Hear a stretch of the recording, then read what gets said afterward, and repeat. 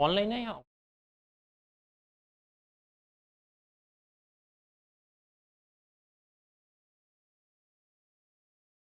आप भी हिंदी मीडियम हो? हिंदी में ही करेंगे कोई।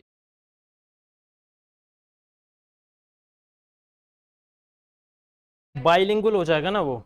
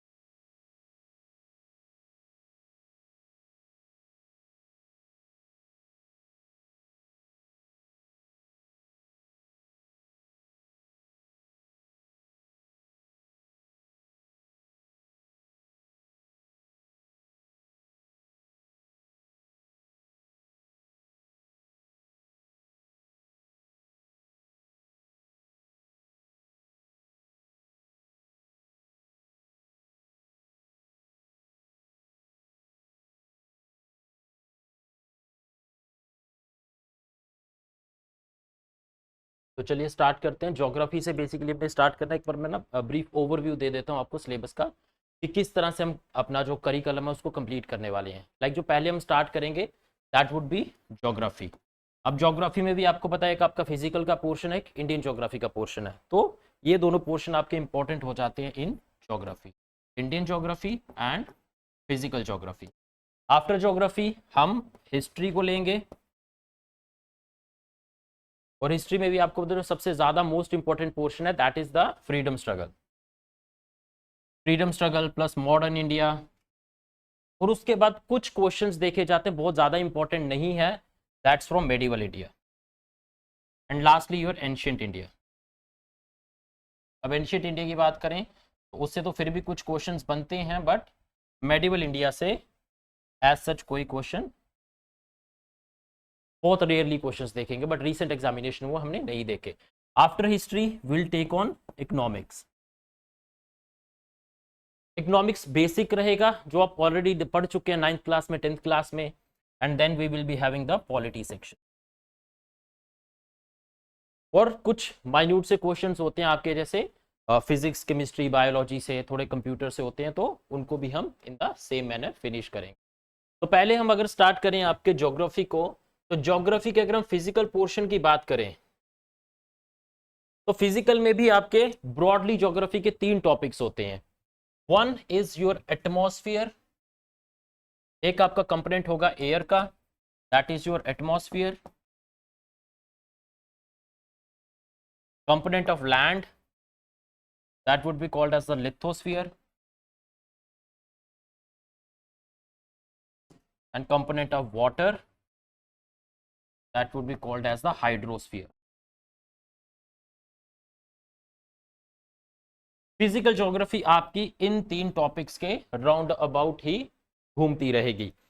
इसके अलावा ये तो हो गया आपके मेजर टॉपिक्स, इसके अलावा कुछ माइनर टॉपिक्स है। जैसे एटमॉस्फेयर की बात करें, एटमॉस्फेयर में हम विंड्स को डिस्कस करते हैं, विंड्स के साथ साथ हम प्रेशर बेल्ट्स को डिस्कस करते हैं। हम हाइड्रोस्फीयर की बात करें, हाइड्रोस्फीयर में हम ओशन के करंट्स को डिस्कस करते हैं, सैलिनिटी को डिस्कस करते हैं, टाइड्स को डिस्कस करते हैं। तो ये सब इनके सब टॉपिक्स हो जाते हैं। जैसे अगर हम बात करें लिथोस्फीयर की, तो लिथोस्फीयर आपकी लैंड का कंपोनेंट है। मतलब जिस तरह से एटमॉस्फेयर में डिफरेंट लेयर्स होती हैं, पानी में डिफरेंट लेयर्स होती हैं, हमारी जो अर्थ होती है उसके अंदर भी डिफरेंट लेयर्स होती हैं। जैसे अर्थ की लेयर्स की हम बात करें, अर्थ में आपका कोर होगा, there would be crust, mantle, अभी बताएंगे, डिस्कस करेंगे इसको हम। जैसे एटमॉस्फेयर में डिफरेंट लेयर्स होती है ना, अर्थ के अंदर भी डिफरेंट लेयर्स होती है, तो हमने डिवाइड करके रखा हो। जब लिथोस्फीयर आएगा उसको हम डिटेल में देखेंगे। अभी मैं जस्ट आपको एक ब्रीफ ओवरव्यू दे रहा हूं कि किस तरह से हम अपने सिलेबस को करने वाले हैं। तो फर्स्ट ऑफ ऑल बात करें हम अगर ज्योग्राफी की, तो हम ज्योग्राफी से क्या समझते हैं, व्हाट इज ज्योग्राफी।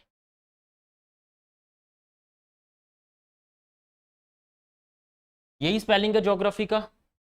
तो it's a mixture of two things, Jio plus graphy.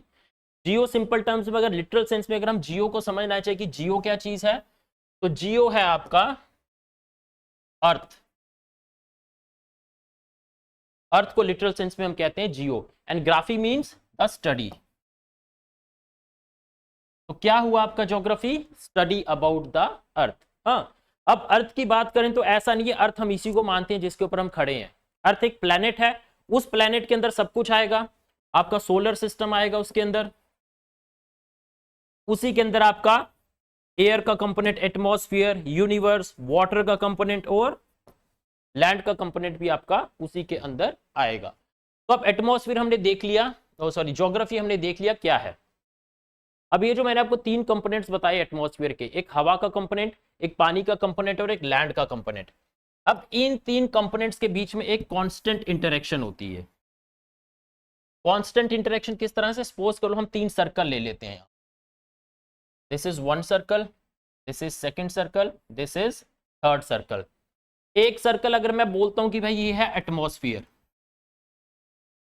ये हवा का कंपोनेंट है एटमॉस्फेयर। एक सर्कल में कहता हूं ये भाई पानी का कंपोनेंट है, वाटर का कंपोनेंट है हाइड्रोस्फीयर। और एक मैं कहता हूं लैंड का कंपोनेंट है लिथोस्फीयर। अब इन तीन कंपोनेंट्स के बीच में यहां पर आप देख रहे हो इंटरेक्शन हो रही है बीच में। इस इंटरेक्शन को जो तीन कंपोनेंट्स के बीच में हो रही है, इसको हम कहते हैं बायोस्फीयर। तो बायोस्फीयर क्या होगा, living component of the environment, हमारे एनवायरनमेंट का लिविंग कंपोनेंट। लिविंग कंपोनेंट किस तरह से, जैसे हम एग्जांपल ले अगर बायोस्फीयर की, एक फॉरेस्ट आप ले लो, क्या फॉरेस्ट बायोस्फीयर है, क्योंकि फॉरेस्ट के अंदर हम जो वहां पे ऑर्गेनिजम्स होंगे, एनिमल्स होंगे, बर्ड्स होंगे, वो लैंड का भी यूज करेंगे, एटमॉस्फेयर का भी यूज करेंगे और पानी का भी यूज करेंगे, तो वो एक लिविंग कंपोनेंट हो जाएगा। तो फॉरेस्ट आपका एक बायोस्फीयर हो जाएगा। एक जो आपका पॉन्ड होता है वो भी एक बायोस्फीयर हो जाएगा, सी, ओशन, ये सब आपके बायोस्फीयर की एग्जांपल्स हो जाएंगे, क्योंकि इसके अंदर आपके जो ऑर्गेनिजम्स हैं वो रहते हैं और वो अपनी सारी एक्टिविटीज को कंडक्ट करते हैं। हाँ जी, हाँ जी, हेलो।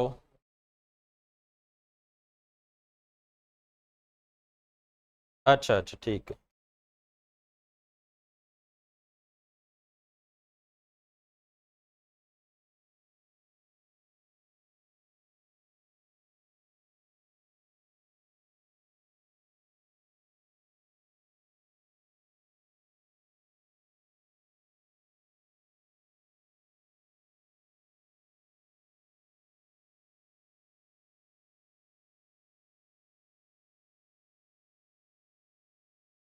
Just a second.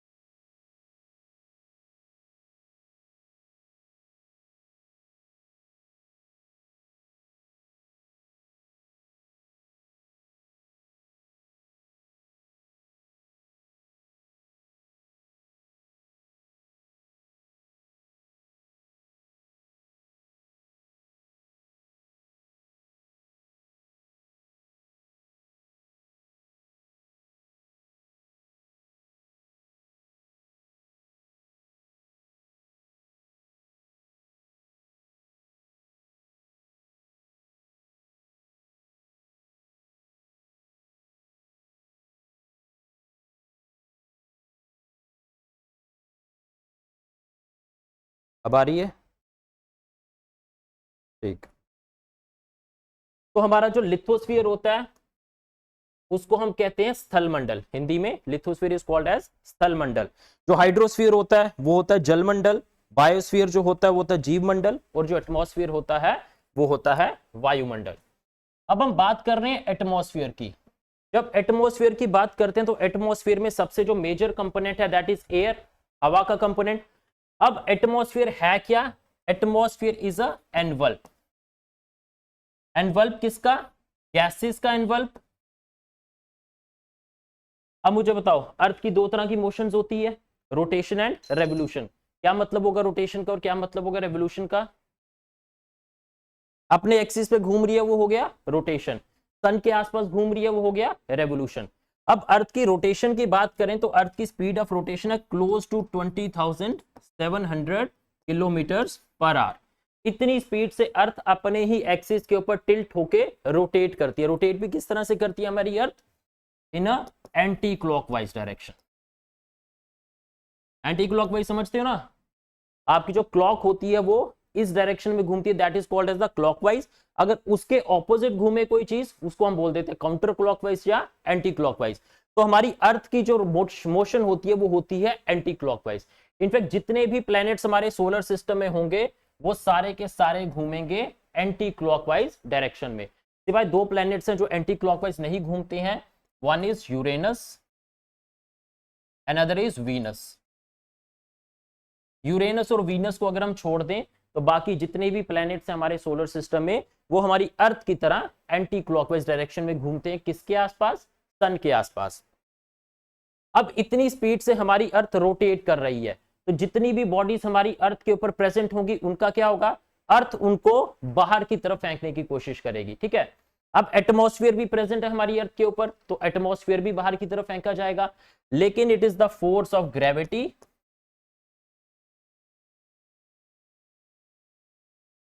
जो सबस्टांसेस को बाहर जाने नहीं देती। लाइक हम भी अर्थ के ऊपर हैं, अब इतनी स्पीड से हमारी अर्थ घूम रही है तो उसका मतलब क्या होगा? हम भी अर्थ से बाहर फेंके जाएंगे, लेकिन फिर भी हम अर्थ के साथ अटैच रहते हैं। इस वजह से because of the force of gravity. Gravity की वजह से हम उसके ऊपर, जस्ट अ सेकंड बाद, जय श्री राधा कृष्णा सर, एक सेकंड सर, एक second.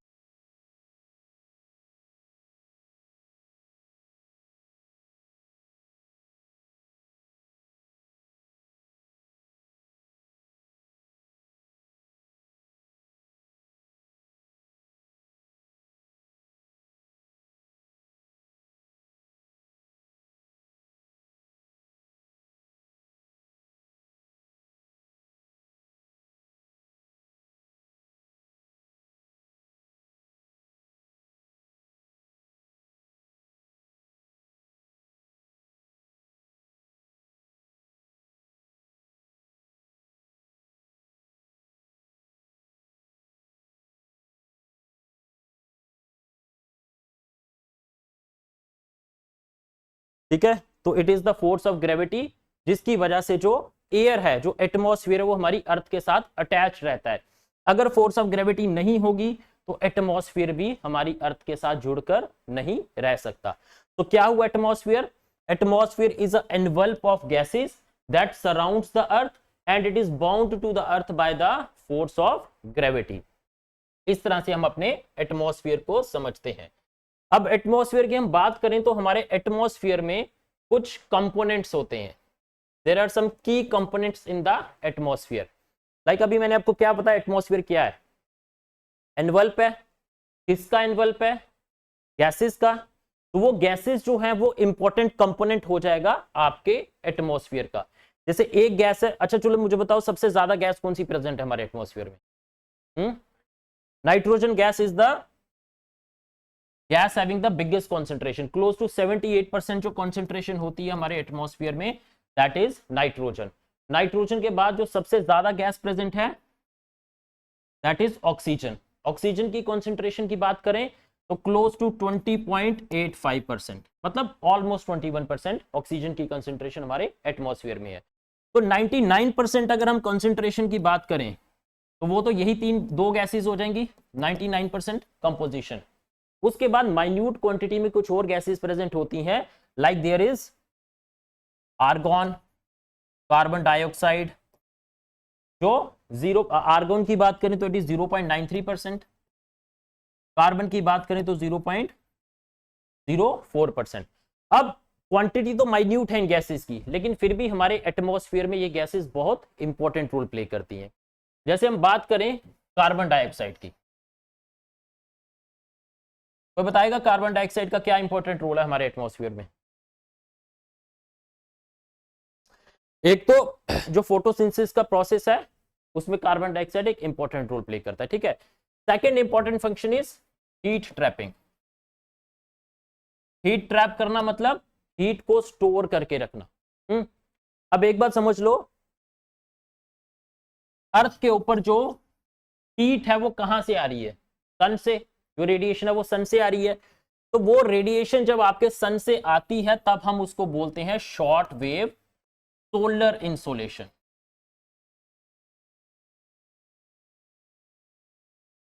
Short wave solar insolation. और जब वो अर्थ से रिफ्लेक्ट होके वापस जाती है, ये अर्थ पे आएगी, अर्थ से रिफ्लेक्ट होके जब वापस जाएगी तब हम उसको बोलते हैं long wave terrestrial radiation.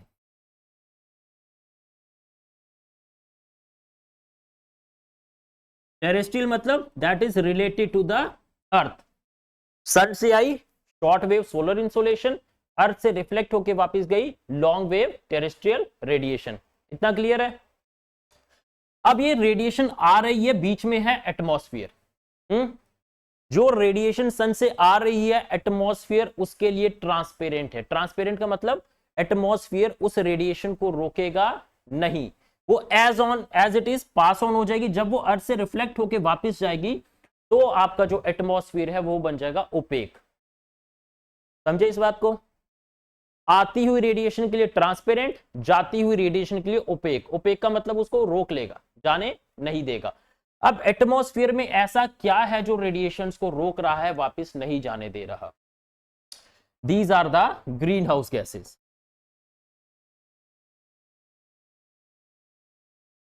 Green house gases क्या होती हैं? वो गैसेस जो हीट को ट्रैप कर सकती हैं। The gases which have the capability to trap heat. जैसे मैंने आपको बताया कार्बन डाइऑक्साइड की क्या प्रॉपर्टी है? हीट को ट्रैप करना। तो ये क्या होगी? Green house gas.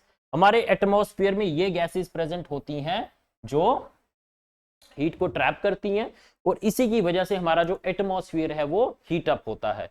तो कार्बन डाइऑक्साइड का important function is to trap the heat. अच्छा, ग्रीन हाउस इफेक्ट पता है आपको? जैसे सन से रेडिएशन आई, पास हो गई, एटमॉस्फेयर ने नहीं रोका उसको, जब वो रिफ्लेक्ट होके वापस जा रही है तो एटमॉस्फेयर उसको ट्रैप कर रहा है, कैद करके रख रहा है, जाने नहीं दे रहा है। इसी फिनोमिना को हम बोलते हैं green house effect. Green house effect. अब इस ग्रीन हाउस इफेक्ट का फायदा क्या है? इस ग्रीन हाउस इफेक्ट को हम यूज करते हैं टेम्परेट रीजन्स में ट्रॉपिकल क्रॉप्स को उगाने के लिए। जैसे जो ट्रॉपिकल क्रॉप्स होती है उनको उगाने के लिए हमें गर्मी की जरूरत होती है, हीट की जरूरत होती है, लेकिन टेम्परेट रीजन्स में हीट अवेलेबल नहीं है। तो हम क्या करते हैं, इस तरह का एक हट बना देते हैं टेम्परेट रीजन्स में। जो हट होगा उसकी शीट्स जो होंगी, जैसे छत और जो दीवारें होंगी वो ट्रांसपेरेंट होंगी। ट्रांसपेरेंट किस तरह से होंगी? या तो हम ग्लास का बना देंगे या उसको हम प्लास्टिक की शीट्स का बना देंगे।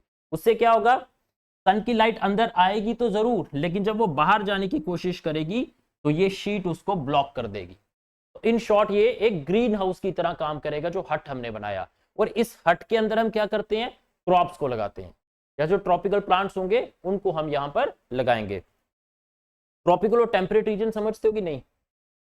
जैसे अगर हम समझें,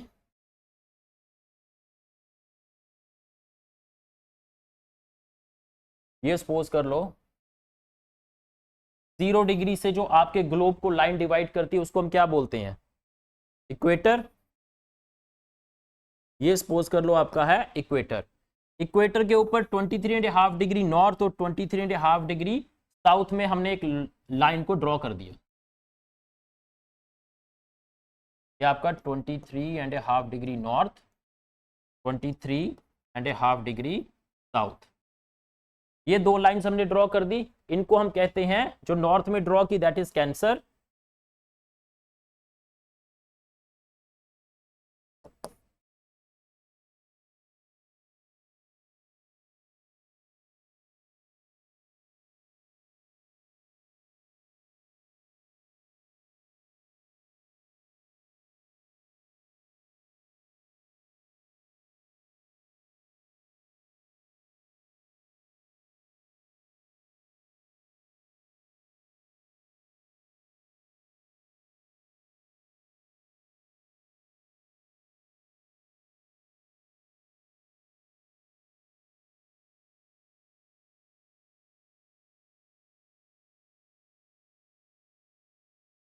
जो 23.5 डिग्री नॉर्थ पे हमने ड्रॉ की that is the Tropic of Cancer, और जो 23.5 डिग्री साउथ पे हमने ड्रॉ की that is the Tropic of Capricorn.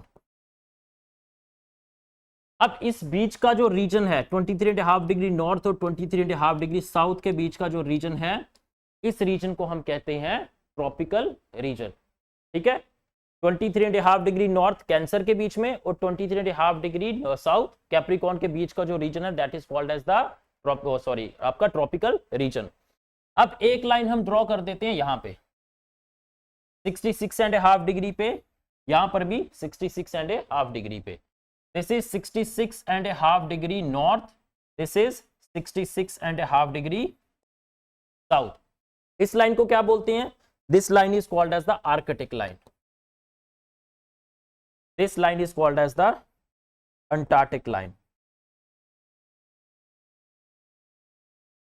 ठीक है, अब ये जो रीजन हो जाएगा आपका between 66.5 degree and 23.5 degree, 66.5 degree 23.5 degree south, these are the temperate regions. ये हो जाएगा नॉर्थ टेम्परेट, ये हो जाएगा साउथ टेम्परेट। और उसके ऊपर हम चले जाएंगे तो यहां पे होगा आपका 90 degrees north, this is your 90 degree south, these are the polar regions, इनको हम कहते हैं पोलर रीजन।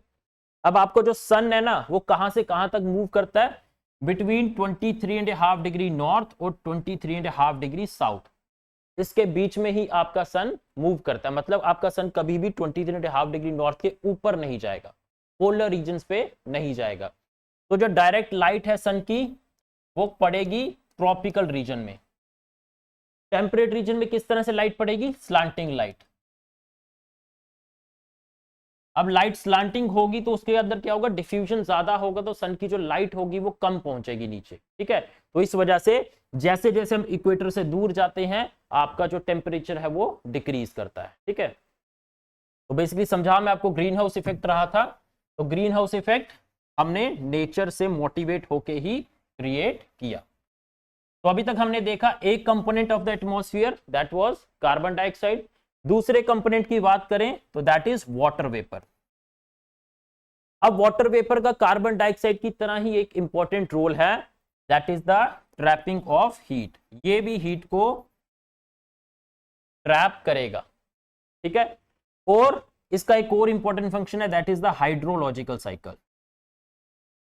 तो बताएगा हाइड्रोलॉजिकल साइकिल क्या होता है? What is hydrological cycle? Water cycle सुना है? जो हमारी अर्थ के ऊपर पानी प्रेजेंट होता है वो इवेपोरेशन से जाएगा ऊपर, फिर उसमें कंडेंसेशन होगी, बारिश बन के वो नीचे आएगा, फिर ऊपर फिर नीचे, वो होता है आपका वाटर साइकिल। वाटर साइकिल को ही बोलते हैं हम हाइड्रोलॉजिकल साइकिल। तो water vapour performs a important role in the hydrological cycle. अब तीसरा इंपॉर्टेंट कंपोनेंट जो होता है हमारे एटमॉस्फेयर का that is dust particles. Dust particle की अगर हम बात करें तो डस्ट पार्टिकल जो है एक तो वो स्कैटरिंग करेगा।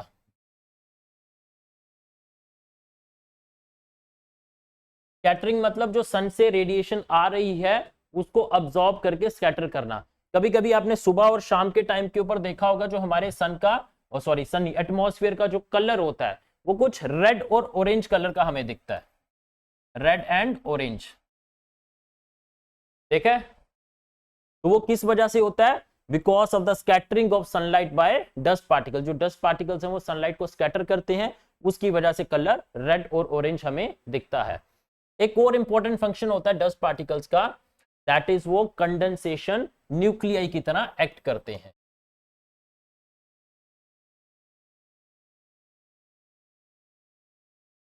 अब ये कंडेंसेशन न्यूक्लियाई क्या होती है?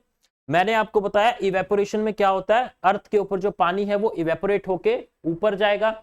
अब ऊपर जाएगा तो उसको कहीं ना कहीं जाके कंडेंस होना है, किसी ना किसी चीज के ऊपर कंडेंस होना पड़ेगा। तो ये जो डस्ट पार्टिकल्स होते हैं वो कंडेंसेशन न्यूक्लियाई की तरह एक्ट करते हैं, जिसके ऊपर आपका जो पानी है वो कंडेंस होता है, और जब उसका वेट इंक्रीज हो जाता है तब वो बारिश बन के नीचे आता है। तो ये एक कंडेंसेशन न्यूक्लियाई की तरह एक्ट करते हैं। अब एक फोर्स प्रोड्यूस होती है हमारी अर्थ की रोटेशन की वजह से। लाइक मैंने आपको बताया हमारी अर्थ रोटेट कर रही है, और रोटेट करने की स्पीड मैंने आपको क्या बताई थी? यस, 20,700 किलोमीटर पर आवर के आसपास। अब उस रोटेशन की वजह से एक फोर्स प्रोड्यूस होती है जिसको हम कहते हैं कोरियोलिस फोर्स। कोरियोलिस फोर्स को एक और नाम से हम जानते हैं, that is Ferrel's law. Coriolis force और फेरेल्स लॉ दोनों एक ही चीज है। अब कोरियोलिस फोर्स कहती क्या है? ये सपोज कर लो आपकी अर्थ है, ये है आपका इक्वेटर जो 0 डिग्री पे अर्थ को दो हेमिस्फीयर्स में डिवाइड करता है, north hemisphere and south hemisphere. Coriolis force कहता है कि जो विंड आपकी नॉर्दर्न हेमिस्फीयर में ओरिजिनेट हो रही है वो डिफ्लेक्ट हो जाएगी टुवर्ड्स इट्स राइट। ये भी नॉर्दर्न हेमिस्फीयर में ओरिजिनेट हुई, ये भी डिफ्लेक्ट हो जाएगी towards it's right. Northern southern hemisphere में जो विंड ओरिजिनेट होगी वो डिफ्लेक्ट हो जाएगी टुवर्ड्स इट्स लेफ्ट, ये भी डिफ्लेक्ट हो जाएगी टुवर्ड्स इट्स लेफ्ट। तो ये कहती है आपकी कोरियोलिस फोर्स। नॉर्दर्न हेमिस्फीयर में जो विंड्स ओरिजिनेट हो रही हैं they will be deflected towards the right, and southern hemisphere में जो विंड्स ओरिजिनेट हो रही हैं they would be deflected towards the left. अभी तो इसकी इतनी यूटिलिटी नहीं है, लेकिन आगे जाके जब हम डिस्कस करेंगे आपके साइक्लोन्स को, तब हम डिस्कस करेंगे कि किस तरह से कोरियोलिस फोर्स एक इंपॉर्टेंट कंपोनेंट होता है आपके साइक्लोन्स के बनने का। Now let's discuss about the layers of atmosphere. अब एटमॉस्फेयर हमारा जो है उसको हमने डिफरेंट लेयर्स में डिवाइड कर दिया, और हमने 4 क्राइटेरिया रखे उनको डिवाइड करने के।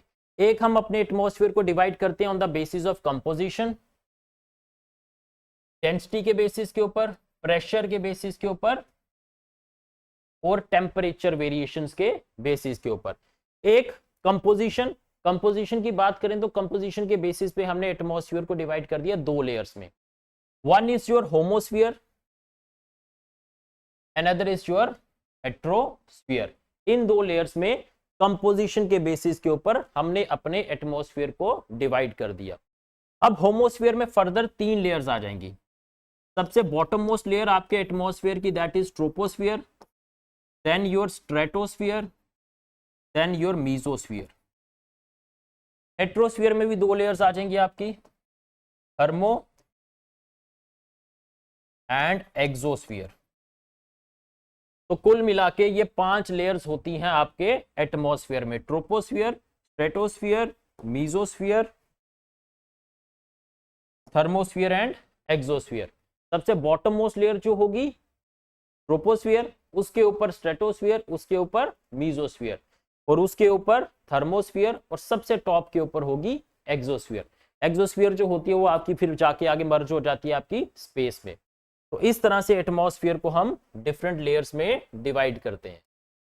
अब हम 1 बाय 1 देखते हैं आपकी ये जो लेयर्स हैं इनकी प्रॉपर्टीज क्या हैं। तो first layer is the troposphere. अब आपके एटमॉस्फेयर में जितने भी वेदर फिनोमिनाज होते हैं ना, वो सारे के सारे वेदर फिनोमिनाज होते हैं आपके ट्रोपोस्फीयर में। वेदर फिनोमिना किस तरह से? इवेपोरेशन, कंडेंसेशन, बादल बनना, ठीक है, स्टॉर्म्स आना, वो सारे के सारे होंगे ट्रोपोस्फीयर में। इसलिए ट्रोपोस्फीयर को हम कहते हैं अर्थ वेदर लेयर, हमारी अर्थ की वेदर लेयर, क्योंकि सारे के सारे वेदर फिनोमिना इसी के अंदर होते हैं। अब क्लास में ना डिक्टेट नहीं मैं कुछ करवाऊंगा आपको, लिखाऊंगा कुछ नहीं, क्योंकि जो भी नोट्स वगैरह होंगे मैं आपको क्लास के बाद प्रोवाइड करवा दूंगा, क्योंकि अगर लिखने बैठेंगे तो उसमें थोड़ा टाइम आपका ज्यादा वेस्ट होगा। तो this is called as the earth weather layer. अब इसकी अगर हम हाइट की बात करें तो इसकी हाइट इक्वेटर पर डिफरेंट होगी एंड पोल्स के ऊपर इसकी हाइट डिफरेंट होगी। जैसे इक्वेटर पे बात करें, इक्वेटर के ऊपर आपकी जो ट्रोपोस्फियर है उसकी हाइट होती है क्लोज टू 18 किलोमीटर, पोल्स के ऊपर उसकी हाइट होती है 8 किलोमीटर। अब ये डिफरेंस क्यों हो रहा है हाइट के अंदर? एक चीज आपको समझनी पड़ेगी, अर्थ के ऊपर जितनी भी हीट है उसका कारण है सन। सन हीट करता है एयर को जो अर्थ के ऊपर प्रेजेंट है। अब कोई भी चीज को जब हम हीट अप करेंगे तो वो क्या करेगी चीज? It will rise and expand. वो राइज करेगी और एक्सपैंड करेगी। सन ने हीट किया, अर्थ के ऊपर जो हवा पड़ी है वो हीट अप हो गई। हीट अप होने के कारण हवा जो होगी वो लाइट हो जाएगी, मतलब हल्की हो जाएगी। जब वो लाइट हो जाएगी वो ऊपर की तरफ राइज करना शुरू कर देगी, और जब वो राइज करेगी ऊपर की तरफ तो वो एक्सपैंड करेगी। ठीक है, ये चीज समझ लो। अब मैंने आपको बताया था आपका जो सन है वो किसके किसके बीच में रहता है? 23.5 डिग्री नॉर्थ और 23.5 डिग्री साउथ के बीच में आपका सन रहता है, उसके ऊपर वो नहीं जाता। तो मैक्सिमम हीट भी कहां पे होगी? इक्वेटोरियल रीजन के ऊपर। तो अब इक्वेटोरियल रीजन पे मैक्सिमम हीट होगी तो हवा जो होगी ज्यादा राइज और एक्सपैंड करेगी इक्वेटर के ऊपर। पोल्स के ऊपर कम हीट है तो हवा कम राइज और कम एक्सपैंड करेगी पोल्स के ऊपर। दैट्स व्हाई इक्वेटर के ऊपर ट्रोपोस्फेयर की हाइट होती है 18 किलोमीटर और पोल्स के ऊपर उसकी हाइट होती है 8 किलोमीटर। जी, सन एयर वाला। हाँ, अर्थ के ऊपर जितनी भी हीट होती है ना उसका जो सोर्स है वो सन है। ठीक है, सन हीट करेगा एयर को, उससे क्या होगा? अब एयर को छोड़ दो, अब किसी भी चीज को हम हीट करेंगे ना वो लाइट हो जाएगी, उसका हल्का हो जाएगी वो। ठीक है, जब वो हल्का होगी तो वो ऊपर की तरफ जाएगी। अब सन ने एयर को हीट किया तो एयर भी हल्की हो जाएगी। हल्की होगी तो एयर राइज करना शुरू करेगी, मतलब ऊपर की तरफ जाना शुरू करेगी। अब राइज करेगी हवा तो उसके बाद वो एक्सपैंड करेगी।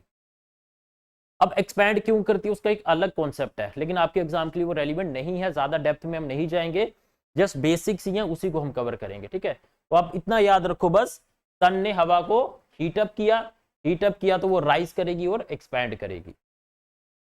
उसी वजह से जो डिफरेंस होता है हाइट में between equator and the poles of the troposphere वो उसी रीजन की वजह से होता है। तो ये था आपका ट्रोपोस्फियर। अब ट्रोपोस्फियर में अगर हम बात करें टेम्परेचर की, आप मुझे ये बताओ कि जैसे जैसे हम हाइट में ऊपर जाते हैं टेम्परेचर इंक्रीज करता है या डिक्रीज? डिक्रीज करेगा टेम्परेचर। रीजन बता पाओगे क्यों डिक्रीज करेगा?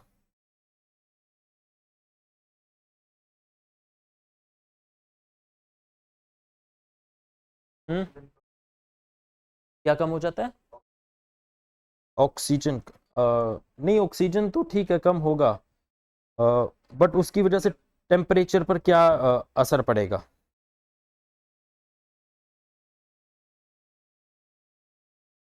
हम्म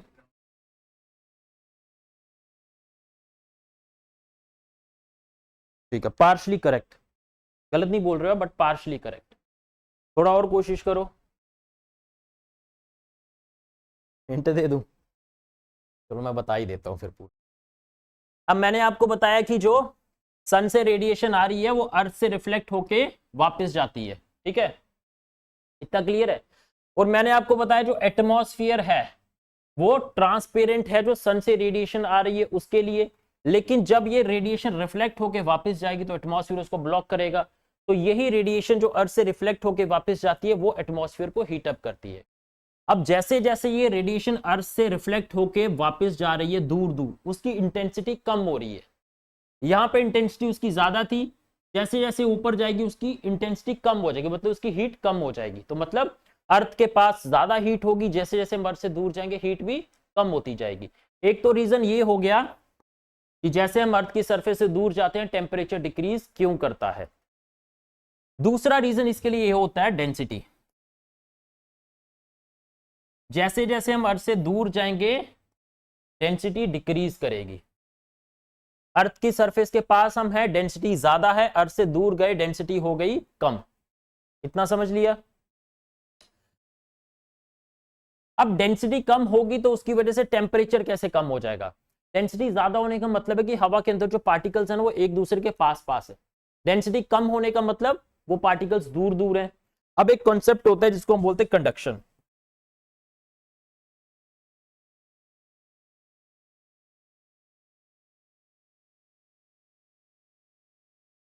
कंडक्शन में क्या होता है? हीट ट्रांसफर होती है एक पॉइंट से दूसरे पॉइंट तक। जैसे एक आयरन की रॉड है जो बहुत गर्म है, उसके कांटेक्ट में हम दूसरी आयरन की रॉड अगर लेके आते हैं तो जो ठंडी रॉड है वो भी गर्म हो जाएगी बिकॉज ऑफ कंडक्शन। तो हवा के अंदर जब पार्टिकल्स पास पास होते हैं तो एक पॉइंट से दूसरे पॉइंट तक हीट ट्रांसफर होना बड़ा आसान होता है। तो दैट्स वाई अर्थ के पास डेंसिटी ज्यादा है, मतलब पार्टिकल्स एक दूसरे के पास है तो हीट आसानी से ट्रांसफर होगी, टेम्परेचर ज्यादा होगा। जैसे जैसे अर्थ से हम दूर जाएंगे डेंसिटी भी कम हो जाएगी और उसकी वजह से जो पार्टिकल्स हैं वो भी दूर दूर होंगे, तो एक पॉइंट से दूसरे पॉइंट तक हीट ट्रांसफर नहीं होगी, उसकी वजह से टेम्परेचर जो होगा वो कम होगा। ठीक है, ये दो रीजंस होते हैं कि टेम्परेचर जैसे जैसे मर से दूर जाते हैं कम क्यों होता है। अब टेम्परेचर कम हो रहा है उसके रिलेशन में आपको दो टर्म्स याद रखनी है। एक आपका है नॉर्मल लैप्स रेट।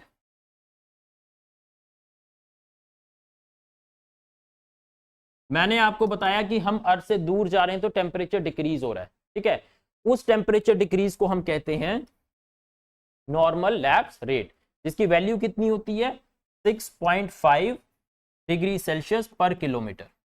हर किलोमीटर के ऊपर 6.5 डिग्री सेल्सियस टेम्परेचर जो है वो कम हो रहा है, रिड्यूस हो रहा है। तो this is called as the normal lapse rate. अब कोई लेयर अगर आपकी नॉर्मल लैप्स रेट को फॉलो नहीं कर रही है तो उसके लिए हम एक और टर्म का यूज करते हैं, दैट इज टेम्परेचर इन्वर्जन। तो क्या होगा temperature inversion? Increase in temperature with height. ये क्या था? Decrease in temperature with height, this is increase in temperature with height. Normally क्या होगा?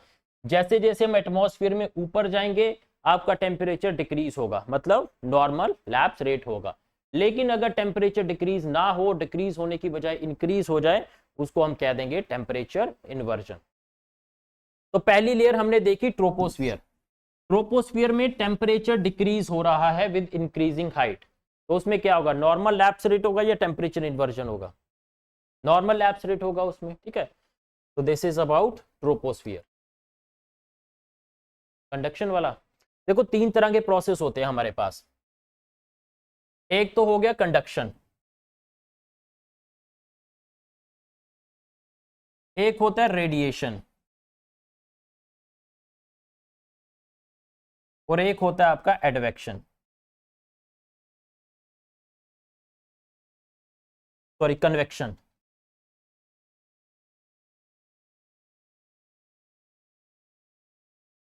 कंडक्शन में क्या होगा?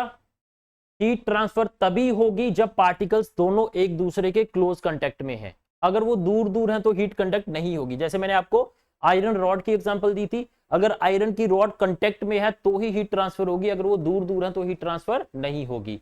तो that was the process of conduction. Second process is the process of convection. Convection में क्या होगा? दो पार्टिकल्स का, दो बॉडीज का कांटेक्ट में होना जरूरी नहीं है। वो किस तरह से होगा? जैसे आपकी सपोज करो आपने रूम में एक रूम हीटर लगा दिया, एक घंटे के बाद पूरा रूम गर्म हो जाएगा।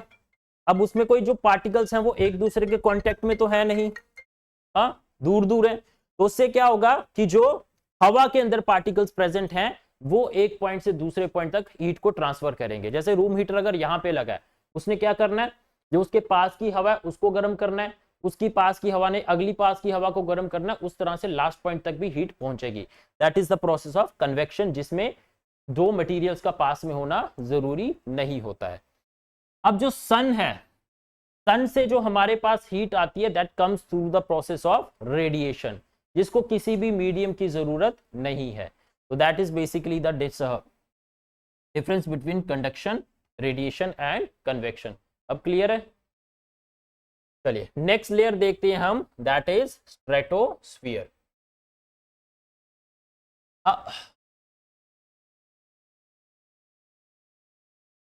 अब स्ट्रेटोस्फीयर की हाइट की अगर हम बात करें, पहली जो लेयर थी उसकी हाइट क्या थी, 0 to 18 किलोमीटर इक्वेटर पे, 0 to 8 किलोमीटर पोल्स पे। तो इसकी हाइट हो जाएगी अप टू 50 किलोमीटर। 50 किलोमीटर किस तरह से, इक्वेटर की बात करें तो जहां पे ट्रोपोस्फियर खत्म हुआ इक्वेटर पे 18 किलोमीटर पे खत्म हुआ, 18 to 50। पोल्स की बात करें, पोल्स पे कहां ट्रोपोस्फियर खत्म हुआ, 8 किलोमीटर पे, 8 to 50 किलोमीटर। अब स्ट्रेटोस्फियर हमारा इंपॉर्टेंट होता है, क्यों, बिकॉज स्ट्रेटोस्फियर में प्रेजेंट होता है ओजोन। स्ट्रेटोस्फियर की हाइट 50 किलोमीटर तक है, ओजोन की हाइट होती है फ्रॉम 20 किलोमीटर टू 30 किलोमीटर। ठीक है, 20 किलोमीटर टू 30 किलोमीटर। अब ओजोन का मेन फंक्शन क्या होता है, जो सन से रेडिएशंस आ रही हैं, जैसे सन से बहुत तरह की रेडिएशंस आती हैं, अल्फा रेज आएंगी, बीटा रेज आएंगी, गामा रेज आएंगी, एक्स रेज आएंगी, उनमें से एक रेडिएशन होती है जिसको हम बोलते हैं UV radiations, ultra violet radiations. अब ये अल्ट्रा वायलेट रेडिएशंस अगर हमारी अर्थ के ऊपर आ जाए अनफिल्टर्ड, मतलब उनको अगर कोई भी ना रोके, तो उससे हो सकते हैं बहुत सारे डिजीजेस ह्यूमंस को, जैसे हमारी इम्यूनिटी कम हो सकती है, हमें एलर्जीज हो सकती हैं, हमें स्किन कैंसर्स हो सकते हैं। तो उस चीज को हमारा एटमॉस्फेयर प्रोटेक्ट करता है, एटमॉस्फेयर में ओजोन होता है जो वो प्रोटेक्ट करता है यूवी रेडिएशंस को रोककर। तो दैट्स वाई जब ये यूवी रेडिएशंस को रोकता है तो टेम्परेचर यहां पर इंक्रीज होना शुरू हो जाता है। यूवी रेडिएशंस को रोक रहा है, मतलब यूवी रेडिएशंस को वो अब्सॉर्ब कर रहा है। अब अब्सॉर्ब करेगा तो टेम्परेचर हो जाएगा इसका इंक्रीज। तो स्ट्रेटोस्फियर में टेम्परेचर इंक्रीजेस, ट्रोपोस्फियर में हमने देखा था टेम्परेचर डिक्रीजेस, स्ट्रेटोस्फियर में टेम्परेचर इंक्रीजेस। तो यहां पे क्या हो रहा है, क्या नॉर्मल लैप्स रेट को फॉलो कर रहा है, तो किस चीज को फॉलो कर रहा है फिर, टेम्परेचर इन्वर्जन को। अब स्ट्रेटोस्फियर की एक और इंपॉर्टेंट प्रॉपर्टी होती है, इस स्ट्रेटोस्फियर को जो जेट एयरक्राफ्ट्स होते हैं वो यूज करते हैं फ्लाइंग के लिए। क्यों यूज करते हैं, क्योंकि यहां पर कोई वर्टिकल एयर नहीं होती है, यहां पर कोई वेदर फिनोमिना नहीं होता है। क्योंकि मैंने आपको बताया अर्थ की जो वेदर लेयर है वो कौन सी है, ट्रोपोस्फियर, मतलब सारे के सारे वेदर फिनोमिनस होते हैं ट्रोपोस्फियर में, स्ट्रेटोस्फियर में नहीं होते हैं। तो इसलिए जो एयरक्राफ्ट्स होते हैं वो यूज करते हैं स्ट्रेटोस्फियर का अपनी उड़ान को भरने के लिए। तो this is your stratosphere.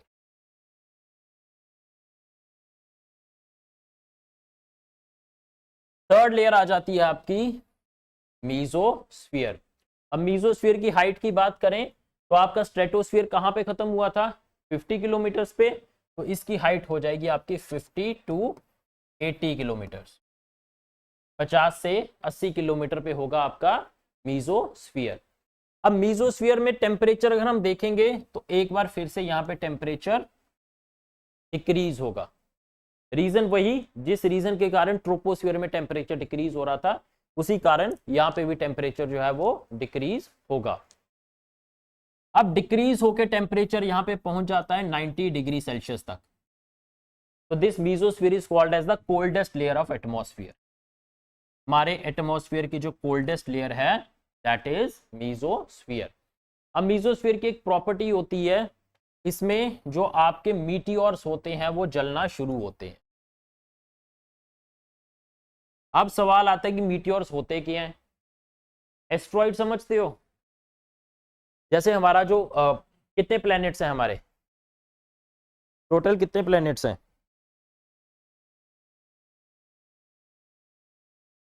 8, 8 planets are there. Planets को हम डिवाइड कर देते हैं इनर प्लैनेट्स में एंड आउटर प्लैनेट्स में। जो इनर प्लैनेट्स हैं इसको डिटेल में देखेंगे जब सोलर सिस्टम पढ़ेंगे, अभी सिर्फ इसको समझाने के लिए बता रहा हूं। जो इनर प्लैनेट्स हैं उसको हम कहते हैं टेरेस्ट्रियल प्लैनेट्स, और जो आउटर प्लैनेट्स हैं उनको हम कहते हैं जोवियन प्लैनेट्स। इनर प्लैनेट्स कौन कौन से हैं, we have Mercury, Venus, Earth and Mars, ये आपके हैं inner planets. Outer planets Jupiter, Saturn, Uranus और नेपच्यून। अब इन इनर प्लैनेट्स और आउटर प्लैनेट्स के बीच में एक बेल्ट होती है जिसको हम कहते हैं एस्ट्रॉइडल बेल्ट। Oestradiol belt. इस बेल्ट के अंदर रॉकी या मेटेलिक ऑब्जेक्ट्स होते हैं जो सन के आसपास रिवॉल्व करते हैं। जिस तरह से प्लैनेट्स रिवॉल्व करते हैं, ये ऑब्जेक्ट्स भी सन के आसपास रिवॉल्व करते हैं। इन मेटेलिक ऑब्जेक्ट्स को हम कहते हैं एस्ट्रॉइड्स, और ये कहां पे एग्जिस्ट करते हैं? एस्ट्रॉइडल बेल्ट में। अब ओकेजनली क्या होता है कि इनके अंदर जब टकराते हैं ये एक दूसरे से, तो कुछ पार्टिकल्स इनके टूट जाते हैं और टूट के हमारी अर्थ की तरफ आ जाते हैं। अर्थ की ग्रेविटी होती है, ग्रेविटी उनको अपनी तरफ अट्रैक्ट कर लेती है। जब ये एस्ट्रॉइड्स हमारी अर्थ की तरफ आते हैं तब हम इनको कहते हैं मीटियोराइट्स। मीटियोरॉइड्स अर्थ की तरफ आए, फिर अर्थ की एक लेयर होती है जिसमें फ्रिक्शन के कारण वो जलना शुरू हो जाते हैं। जैसे हम रात को देखते हैं ना टूटते तारे, शूटिंग स्टार्स, तो उन शूटिंग स्टार्स को फिर हम कहते हैं मीटियोर्स। ओरिजिनली एस्ट्रॉइड्स अर्थ के पास आना शुरू हुए मेटेरॉइड्स, अर्थ की सरफेस पे आके एटमॉस्फेयर में आके जलना शुरू हो गए मीटियोर्स। अगर उनका साइज बहुत बड़ा है तो पूरी तरह से जलेंगे नहीं, अनबर्न स्टेज में ही हमारी अर्थ पे आ जाएंगे, तब हम उनको कहेंगे meteorites. Meteoroids, meteors and meteorites. अब ये जो मीटियोराइट्स हैं, मीटियोर्स हैं, ये जलना किस लेयर में शुरू होते हैं? They start burning in the mesosphere. और जलते क्यों हैं? Because of friction. जो हमारी अर्थ से फ्रिक्शन क्रिएट होती है उसकी वजह से ये जलना शुरू होते हैं।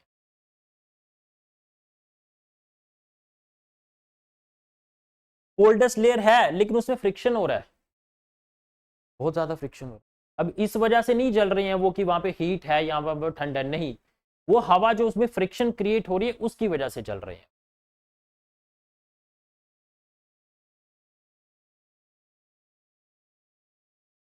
नेक्स्ट लेयर आ जाती है आपकी थर्मोस्फीयर।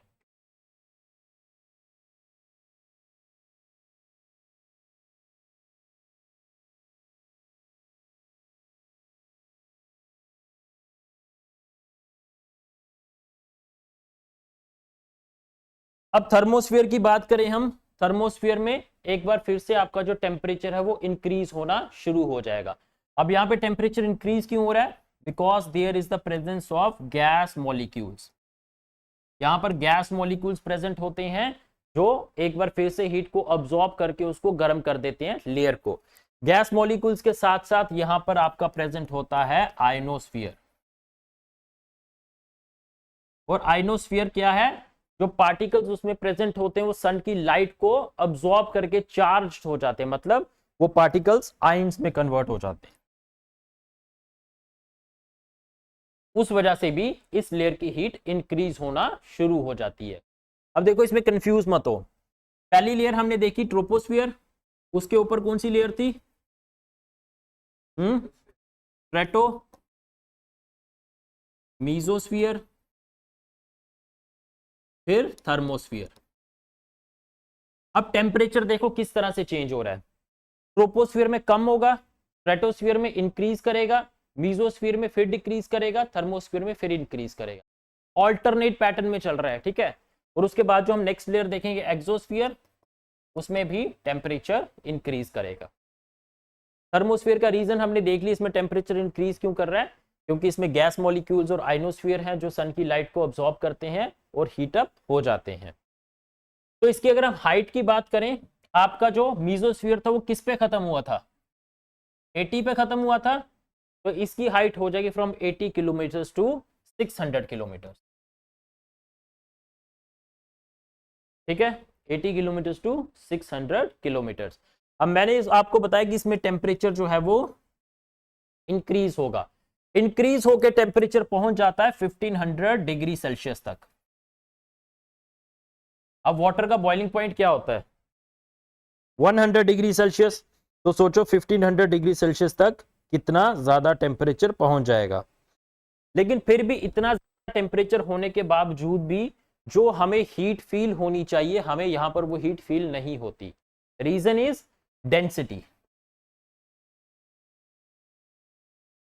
डेंसिटी के बारे में मैंने आपको क्या बताया था, जितनी ज्यादा डेंसिटी होगी उतनी ज्यादा हीट हमें फील होगी, जितनी कम डेंसिटी होगी उतनी कम हीट हमें फील होगी। क्यों? क्योंकि डेंसिटी ज्यादा होने का मतलब पार्टिकल्स एक दूसरे के पास पास है, डेंसिटी कम होने का मतलब पार्टिकल्स दूर दूर है। तो बिकॉज यहाँ पे डेंसिटी इतनी कम होती है, हीट हमें यहाँ फील नहीं होती। अब थर्मोस्फियर की एक इंपॉर्टेंट प्रॉपर्टी है, यहां पर हमें देखने को मिलते हैं ऑरोरास। अब ये ऑरोरास क्या होते हैं? These are colourful lights.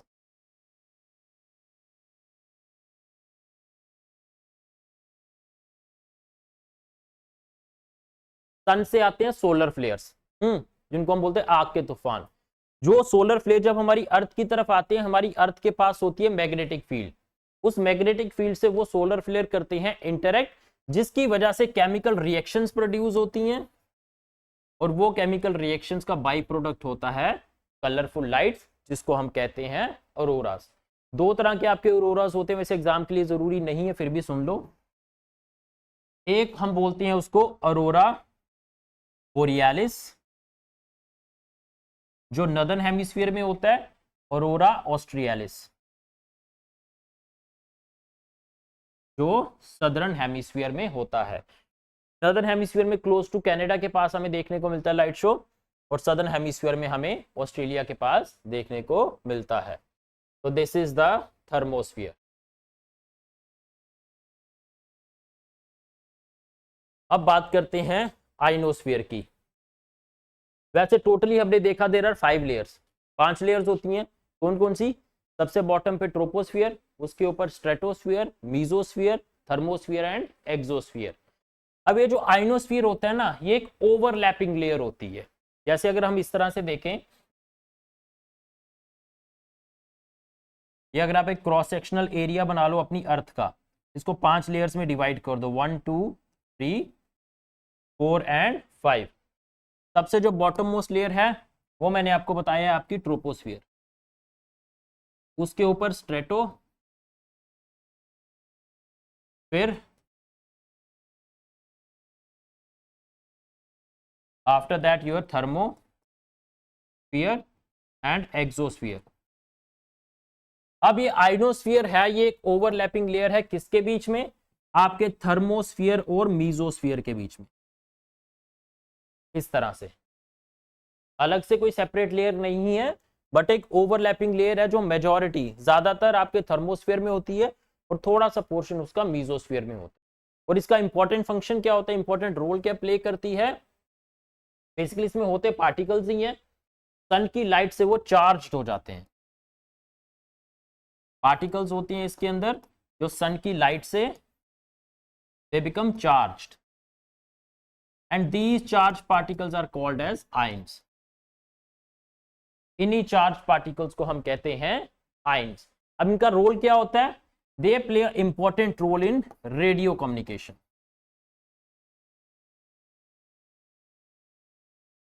Radio communication किस तरह से? जैसे हमारे मोबाइल फोन्स के साथ जो कम्युनिकेशन होती है, सैटेलाइट टीवीज हो गए, या फिर हमारे घरों में जो वो डीटीएच आते हैं, direct to home dish TVs जिनको हम कहते हैं, उनके जो सिग्नल्स होते हैं वो भी आइनोस्फीयर के कारण ही पॉसिबल हो पाते हैं। क्यों?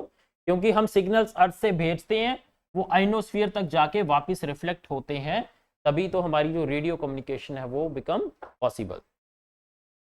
तो लास्ट लेयर है हमारे एटमॉस्फेयर की, एक्सोस्फीयर। अब एक्सोस्फीयर की बात करें तो एक्सोस्फीयर का हाइट होती है जहां पे आपका थर्मोस्फीयर खत्म हुआ। कहां खत्म हुआ? 600 किलोमीटर्स पे, and it extends from 600 kilometres to 10,000 kilometre. 600 kilometre से 10,000 किलोमीटर तक ये एक्सटेंड होगा। अब यहाँ पे भी टेम्परेचर जो है वो होगा इंक्रीज, रीजन सेम जो थर्मोस्फीयर में टेम्परेचर इंक्रीज हो रहा था वो। तो अगर आपको मैं पूछूं कोल्डेस्ट लेयर कौन सी है हमारे एटमॉस्फेयर की, तो क्या जवाब देंगे हम? Mesosphere. Yes, mesosphere is the coldest layer of the atmosphere, close to -90 degree Celsius इसमें टेम्परेचर पहुंच जाता है। Hottest layer of the atmosphere is thermosphere. Thermosphere is the hottest layer, क्योंकि यहाँ पे टेम्परेचर 1500 टू 2000 डिग्री सेल्सियस तक पहुंच जाता है। ट्रोपोस्फीयर में आपके वेदर फिनोमिनास होंगे सारे के सारे, जो आपके माउंटेन्स वगैरह हैं वो भी ट्रोपोस्फीयर तक रिस्ट्रिक्टेड होंगे। स्ट्रेटोस्फीयर की बात करें, जो एयरक्राफ्ट्स हैं वो यूज करते हैं स्ट्रेटोस्फीयर के लिए। क्यों? क्योंकि यहाँ पर ना तो कोई वेदर फिनोमिना होगा, ना यहाँ पर कोई वर्टिकल एयर होगी। मीजोस्फीयर में हमने देखा मीटियोर्स जो होते हैं वो जलना शुरू हो जाते हैं, कोल्डेस्ट लेयर है ये। थर्मोस्फीयर में हमने देखा ऑरोरास जो होते हैं वो प्रेजेंट होते हैं। और आपका एक स्पेस स्टेशन है जो आपका स्पेस में लोकेटेड है, जिसको हम कहते हैं international space station. International space station, वो इंटरनेशनल स्पेस स्टेशन भी हमने कहां पर रखा हुआ है? थर्मोस्फीयर लेयर के अंदर। And last layer of the atmosphere is exosphere, जो 600 टू 10,000 डिग्री सेल्सियस पे लोकेटेड होती है। और इसमें ज्यादातर हमें हाइड्रोजन और हीलियम ही देखने को मिलता है, बाकी गैसेस इसमें हमें देखने को नहीं मिलती।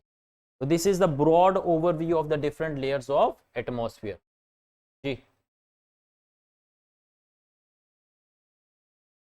जैसे सैटेलाइट्स रहती हैं, सैटेलाइट्स भी तो हम भेजते हैं ऊपर, वो भी तो अर्थ को राउंड अबाउट करती हैं।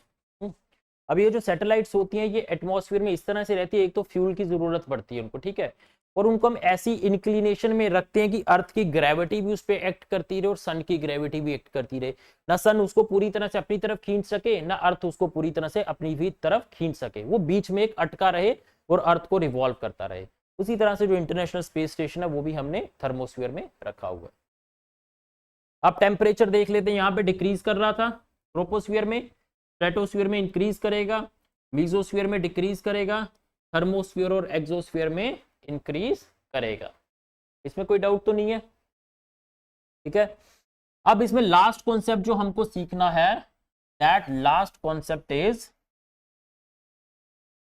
जैसे ट्रोपोस्फीयर और स्ट्रेटोस्फीयर है ना, अब जहां पर ट्रोपोस्फीयर खत्म होगा और स्ट्रेटोस्फीयर शुरू होगा, उस लेयर को हम कहते हैं ट्रोपोपॉज।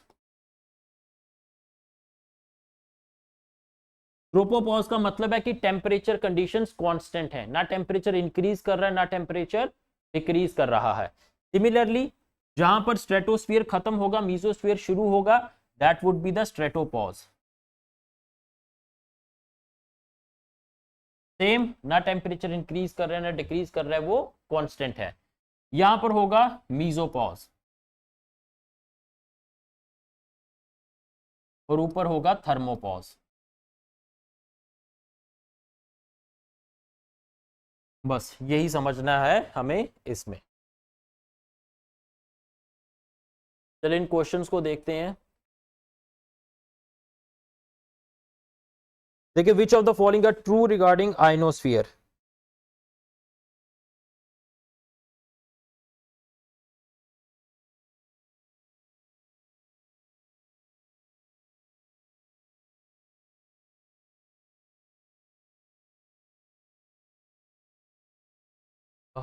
ये तो गलत है।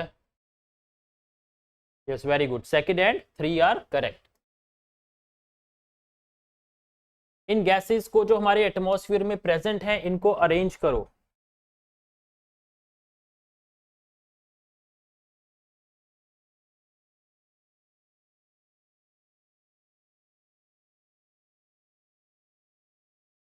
B is 1 2 4 and 3।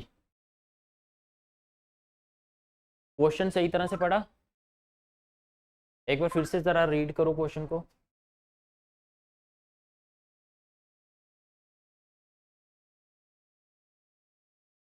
Increasing order, good, उस हिसाब से करो इसको।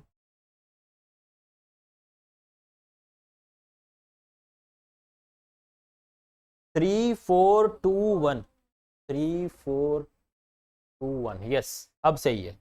3 4 2 1। आगे देखो, wind in the southern hemisphere is deflected towards left due to.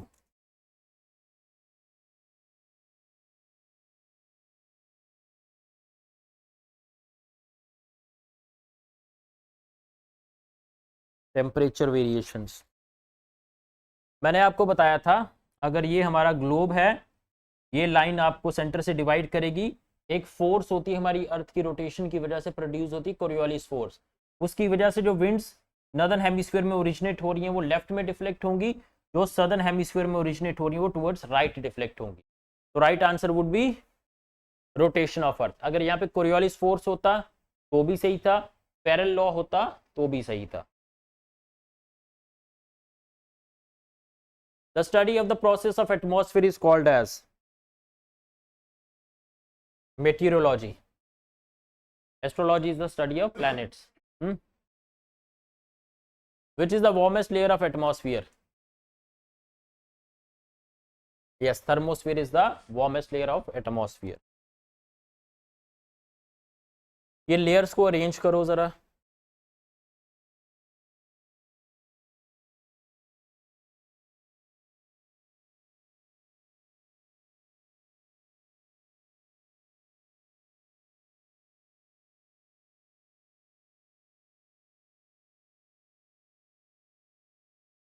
E, yes, पहले troposphere, फिर stratosphere, mesosphere, ionosphere and exosphere। ये देखिए, jet aircraft fly very easily and smoothly in the lower stratosphere. क्या करेक्ट एक्सप्लेनेशन हो सकती है उसके लिए?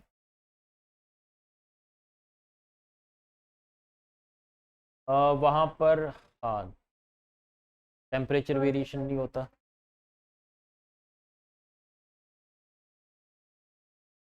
वहां पर कोई क्लाउड नहीं होता, कोई वाटर वेपर नहीं होता है, तो पहला तो सही है। कोई वर्टिकल विंड भी नहीं होती है, तो बोथ 1 and 2। ये आपके एटमॉस्फेयर की लेयर्स दी हैं और साथ में वेदर फिनोमिनल्स वहां पे जो एग्जिस्ट करते हैं वो दिए हैं। देखो इसमें से कौन सा सही है।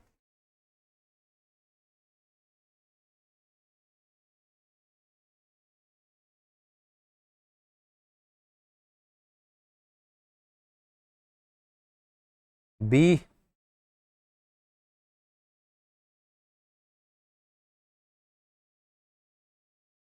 ऑरोरास तो थर्मोस्फीयर में। Yes, very good. तो पहला भी सही है, दूसरा भी सही है, तीसरा भी सही है। बी नहीं, D 1, 2 and 3। What is the name of layer above Earth's surface?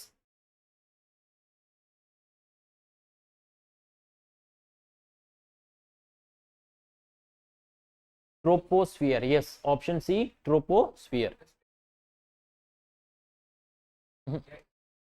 जहां पे ट्रोप खत्म होगा 8 किलोमीटर पे खत्म हो रहा है पोल्स पे, तो 8 से 50। इक्वेटर पे 18 पे खत्म हो रहा है, तो 18 से 50।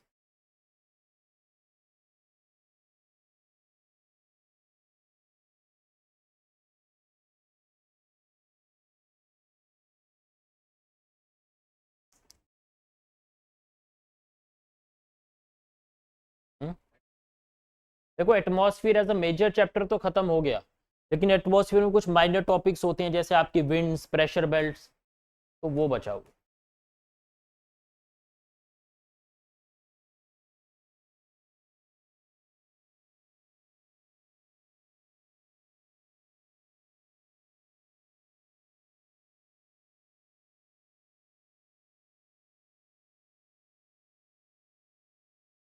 ये हो गया।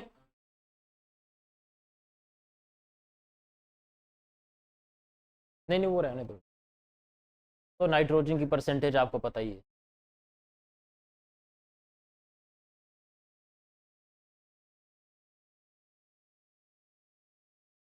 इसको देखो, the radiation that heats the atmosphere comes from sun.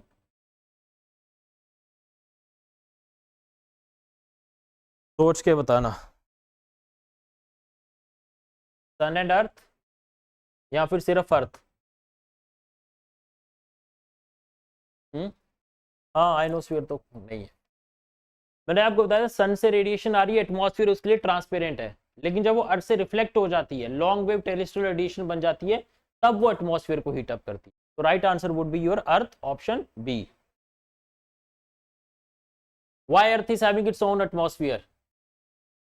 Yes, option C, because of the force of gravity. The continuous circulation of water among the hydrosphere and atmosphere lithosphere is known as? Yes, hydrological cycle. A level of atmosphere which composed partly of electrons and positive ions is called.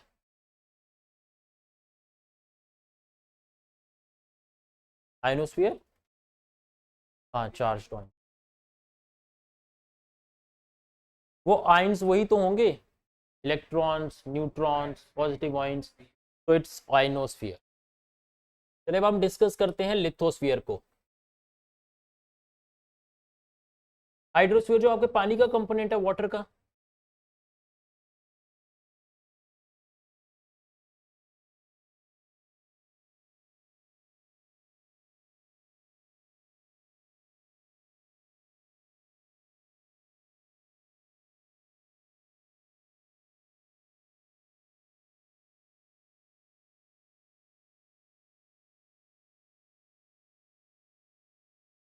ठीक है, अभी तक हमने देखा the component of air that was called atmosphere. अब land का component देखते हैं जिसको हम कहते हैं लिथोस्फीयर. अब देखो, लैंड के बारे में, अर्थ के बारे में जानना हमारे लिए इतना पॉसिबल नहीं है, क्योंकि जैसे जैसे हम अर्थ की डेप्थ में जाते हैं तो जो टेम्परेचर होता है वो करता है इंक्रीज. और अर्थ की सबसे हम इंटीरियर्स में चले जाएं तो temperature is close to 6000 degree Celsius. जितना टेम्परेचर आपकी सन की सरफेस के ऊपर है उतना ही आपको अर्थ की डेप्थ में मिलेगा. तो हमारे लिए पॉसिबल नहीं है अर्थ की इंटीरियर्स में जाना. तो इसलिए हमारे पास दो मेथड्स होते हैं to study about the interior of earth. One is your direct methods, another is your indirect methods. Direct and indirect. Direct methods की बात करें मतलब फिजिकली अर्थ की लेयर्स को देखना, उसमें खुदाई करके. जैसे हमारे पास है माइनिंग, हम अर्थ के अंदर माइनिंग करें, अर्थ के अंदर ड्रिलिंग करें. These two methods are the direct methods. इसके अलावा हमारे पास दो मेथड्स हैं. एक है to study the magnetic field, one to study the gravitational fields. ये डायरेक्ट मेथड्स हैं और इनकी मदद से हम कुछ थोड़ा बहुत जान सकते हैं आपकी अर्थ के बारे में. लेकिन हमारी अर्थ का जो टोटल रेडियस है ना, that is close to 6371 kilometres. लेकिन आज तक जो सबसे डीपेस्ट माइन है that is just 3 to 4 kilometres deep. और ये कहां पे लोकेटेड है? जो KGF है कर्नाटका में, कोलार गोल्ड फील्ड, वहां पे सबसे डीपेस्ट माइन है 3 to 4 किलोमीटर्स. और कहा हमारी अर्थ का रेडियस 6371 किलोमीटर्स, और कहा सिर्फ हम 3 से 4 किलोमीटर उसके अंदर जा पाए. ड्रिलिंग की बात करें तो सबसे ज्यादा जो हमने अपनी अर्थ में ड्रिल किया that is just 12 kilometres, located in Kola peninsula, North Sea, जो रशिया के थोड़ा ऊपर पड़ता है.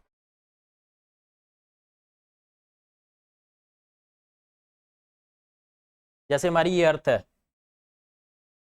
रेडियस क्या हो गया? ये हो गया. ये टोटल हमारी अर्थ का रेडियस है. अगर हम माइन कर रहे हैं हमारी अर्थ में तो कहने का मतलब ये कि हम सिर्फ यहां तक माइन कर पाए अर्थ के अंदर.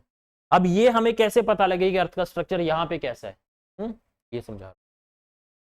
तो ड्रिलिंग से नहीं पता लगा, माइनिंग से नहीं पता लगा, मैग्नेटिक फील्ड से ज्यादा स्टडी हम नहीं कर पाए, ग्रेविटेशनल फील्ड से भी नहीं कर पाए.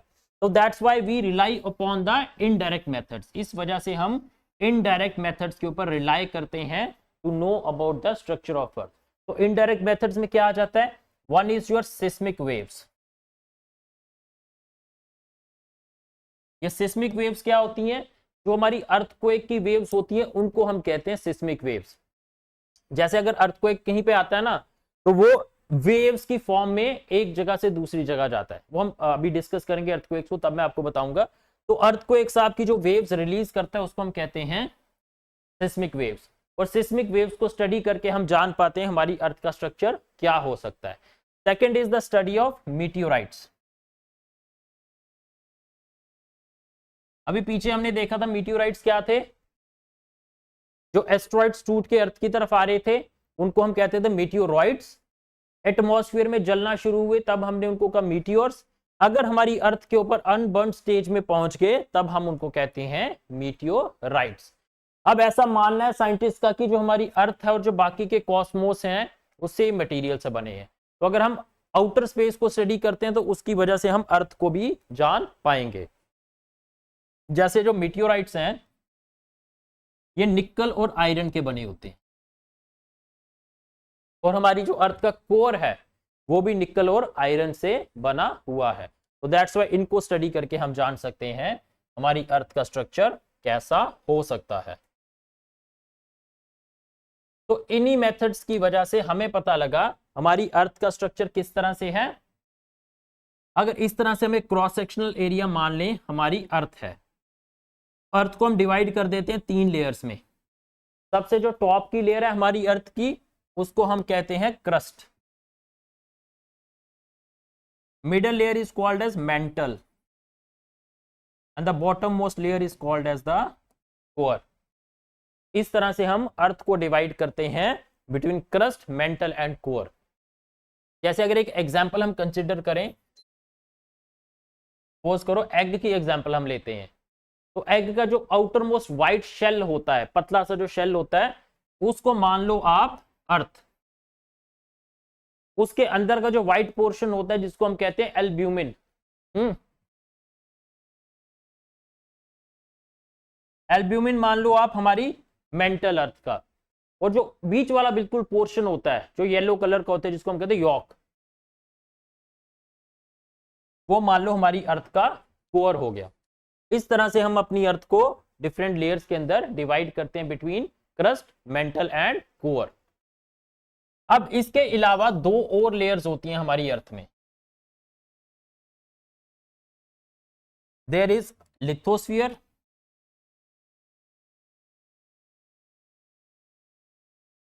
and there is asthenosphere.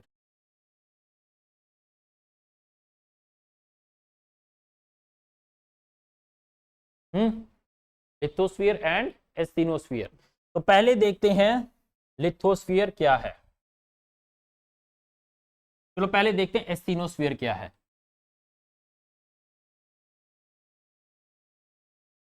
This is asthenosphere, मतलब the upper most mantle is called as asthenosphere. ये हो गया आपका एस्थीनोस्फीयर। अब देखते हैं लिथोस्फीयर क्या है।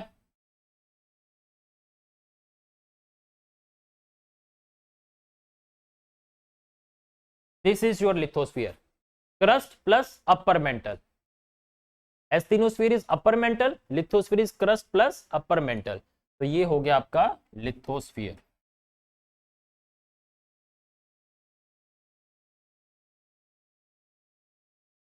इतना क्लियर है? तो अब बात करते हैं हम लिथोस्फीयर के बारे में। What is lithosphere? तो अभी तक हमने देखा लिथोस्फीयर की कंपोजिशन, इसमें था क्या, क्रस्ट प्लस, क्रस्ट का और क्या था, upper mantle, crust plus upper mantle is called as your lithosphere. अब जिस तरह से हम प्रैक्टिकल एग्जांपल की बात करें लिथोस्फीयर की, अभी जिसके ऊपर हम खड़े हैं that is lithosphere. The hard outer most shell of the earth is called as lithosphere and it is composed of crust and upper mantle. ये किससे कंपोज्ड है? क्रस्ट और अपर मेंटल से। इसकी थिकनेस की अगर हम बात करें, एवरेज थिकनेस इसकी होती है 100 kilometres and it varies between 50 to 200 kilometres. ठीक है, एवरेज 100 वेरी करती है बिटवीन 50 टू 200 किलोमीटर्स। अब एक चीज और समझ लो, ये जो आपका एस्थीनोस्फीयर है ना, this is semi fluid. Lithosphere मैंने आपको बताया rigid hard shell of the earth, जो हार्ड है, और ये एस्थीनोस्फीयर सॉफ्ट है, सेमी फ्लूइड है। और ये जो आपका लिथोस्फीयर है ना, ये फ्लोट करता है एस्थीनोस्फीयर के ऊपर। लाइक अभी जिस चीज के ऊपर हम खड़े हैं ना, वो फ्लोट कर रही है। फ्लोट किस पे कर रही है? जो सेमी फ्लूइड लेयर है एस्थीनोस्फीयर। अब ये फ्लोट जो कर रही है वो थ्योरी क्या है? That theory is the plate tectonic theory.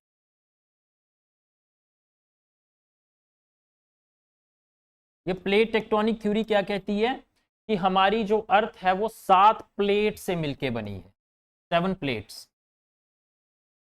These are the 7 lithospheric plates. और ये जो प्लेट्स हैं ये कॉन्स्टेंटली फ्लोट करती हैं ऑन सेमी फ्लूइड एस्थीनोस्फीयर। जैसे जब हमारी अर्थ बनी थी ना, आज हमारे कितने कॉन्टिनेंट्स हैं और कितने ओशंस हैं? 7 कॉन्टिनेंट हैं और 5 ओशंस हैं। लेकिन जब हमारी अर्थ बनी थी तब ये 7 कॉन्टिनेंट्स और 5 ओशंस नहीं थे, सिर्फ एक सुपर लैंड मास हुआ करता था। सिर्फ एक कॉन्टिनेंट था जिसको हम बोलते थे पेंजिया। सुना पेंजिया का नाम? और एक बहुत बड़ा सुपर ओशन था जिसका नाम था पेंथालासा।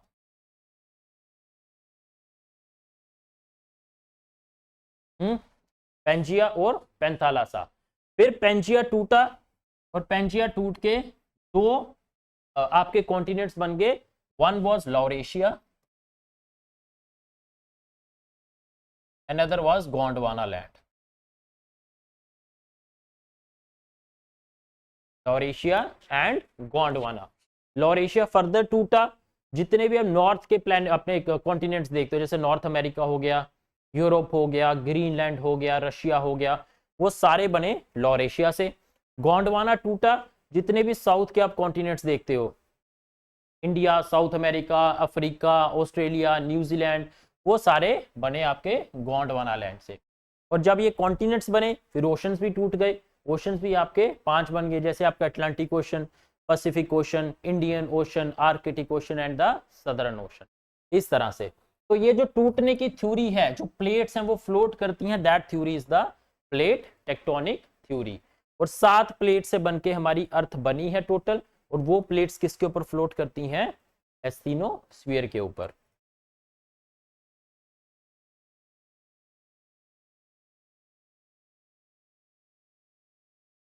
अब देखते हैं vertical structure of the lithosphere. तो मैंने आपको बताया लिथोस्फीयर है आपका, डिवाइड किया हमने अर्थ को क्रस्ट, मेंटल और कोर में। सबसे टॉप के ऊपर आ जाता है आपका क्रस्ट। अब क्रस्ट को फर्दर हम डिवाइड कर देते हैं। एक तो क्रस्ट जो कॉन्टिनेंट्स के ऊपर मिलती है, एक क्रस्ट जो ओशंस के अंदर मिलती है, continental crust and the oceanic crust. तो कॉन्टिनेंटल क्रस्ट की बात करें, इसकी जो डेप्थ होती है that is between 30 to 70 kilometre. 30 से 70 किलोमीटर की डेप्थ होती है। ओशियानिक की अगर बात करें तो that is between 5 to 10 kilometre. This is the continental and the oceanic crust. Continental crust को हम कहते हैं सियाल, ओशियानिक क्रस्ट को हम कहते हैं सिम्मा। सियाल का मतलब है उसके अंदर 2 एलिमेंट्स प्रीडोमिनेंट होते हैं, silicon and aluminium. SI for silicon, Al for aluminium. Oceanic की बात करें उसका दूसरा नाम है सिम्मा, मतलब इसके अंदर प्रीडोमिनेंस होती है 2 एलिमेंट्स की, सिलिकॉन एंड मैग्नीशियम। ठीक है, तो दिस इज द, इसके लिए, सियाल के लिए silicon and aluminium, that is silicon and magnesium.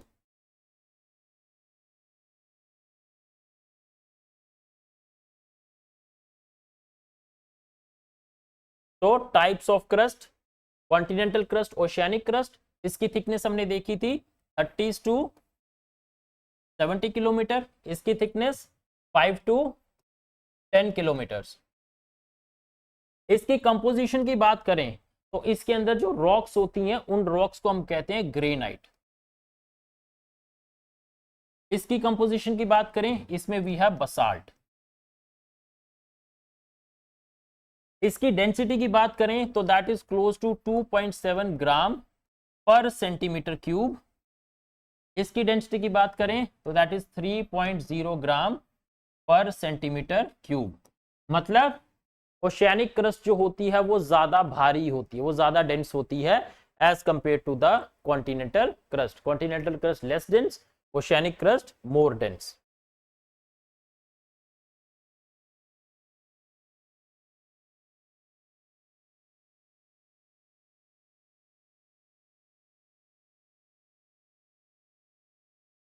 Next is horizontal structure of tectonic plates.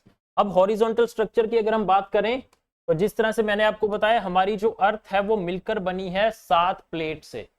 वो 7 प्लेट्स क्या हैं? The 7 plates are the lithospheric plates. जैसे ये आपका वर्ल्ड मैप है, this is your world map. तो इसको हमने डिवाइड किया टोटल 7 प्लेट्स में। जैसे जो आपका नॉर्थ अमेरिका है वो नॉर्थ अमेरिकन प्लेट के ऊपर लोकेटेड है, South America South American plate पे, African plate, Eurasian plate, Indo Australian plate. तो ये जो आप प्लेट्स देख रहे हैं इनको हम कहते हैं लिथोस्फेरिक प्लेट्स। और ये लिथोस्फेरिक प्लेट्स किसके ऊपर फ्लोट करती हैं? आपके एस्थिनोस्फीयर के ऊपर जो सेमी फ्लूइड लेयर है।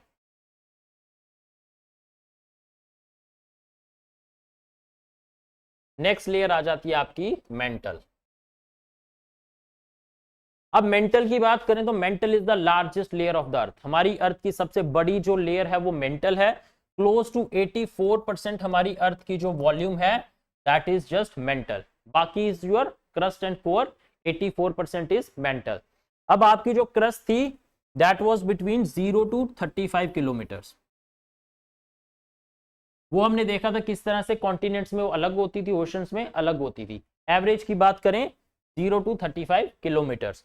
तो ये जो आपकी मेंटल है ये कहां से स्टार्ट होगा? It will start from 35 kilometres and will extend till 2900 kilometres. तो ये डेप्थ हो जाएगी आपके मेंटल की फ्रॉम 35 किलोमीटर्स टू 2900 किलोमीटर्स। अब मेंटल को भी हम डिवाइड कर देते हैं 2 लेयर्स में, upper mantle and the lower mental. तो अपर मेंटल की अगर हम बात करें, अब ऐसे इसकी इंडिविजुअल आप किलोमीटर्स आपको जरूरत नहीं है, आपको सिर्फ कितना याद रखना है कि जो आपका क्रस्ट है 0 to 35 किलोमीटर्स, मेंटल आपका 35 to 2900 किलोमीटर्स। इंडिविजुअली बात करें तो जो टॉप का मेंटल होता है उसको हम कहते हैं लिथोस्फेरिक मेंटल। जिस तरह से मैंने आपको बताया क्रस्ट है, मेंटल है, कोर है। लिथोस्फीयर क्या बताया था? क्रस्ट एंड अपर मेंटल बताया था ना लिथोस्फीयर। तो जो लिथोस्फेरिक मेंटल होता है उसकी डेप्थ होती है 0 to 100 किलोमीटर्स और ये सॉलिड होता है। उसके बाद 100 किलोमीटर से 350 किलोमीटर्स आपका होता है asthenosphere, that is semi fluid. 100 to 350 kilometres your asthenosphere जो सेमी फ्लूइड होता है।